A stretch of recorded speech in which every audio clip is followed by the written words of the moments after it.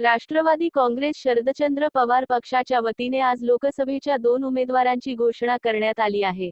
यात सर्वात महत्त्वाची लढत म्हणून मानली जाणारी बीड जिल्ह्यातील शरद पवार गटाच्या वतीने बीड लोकसभेत बजरंग सोनवणे यांना संधी देण्यात आली आहे।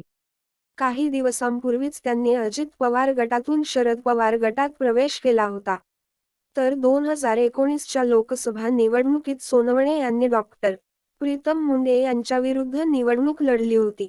तेव्हा त्यांना धनंजय मुंडे यांची साथ होती। तर यंदा भाजपकडून पंकजा मुंडे यांना उमेदवारी देण्यात आली असून बजरंग सोनवणे यांचा थेट लढतीचा सामना आता पंकजा मुंडे यांच्यासोबत होणार आहे। तसेच शरद पवार गटाच्या वतीने भिवंडी लोकसभेची देखील उमेदवारी जाहीर करण्यात आली आहे। या ठिकाणी सुरेश उर्फ बाळामामा म्हात्रे यांना उमेदवारी देण्यात आली आहे। तत्पूर्वी शरद पवार गटाच्या वतीने 5 उमेदवारांची घोषणा केली होती।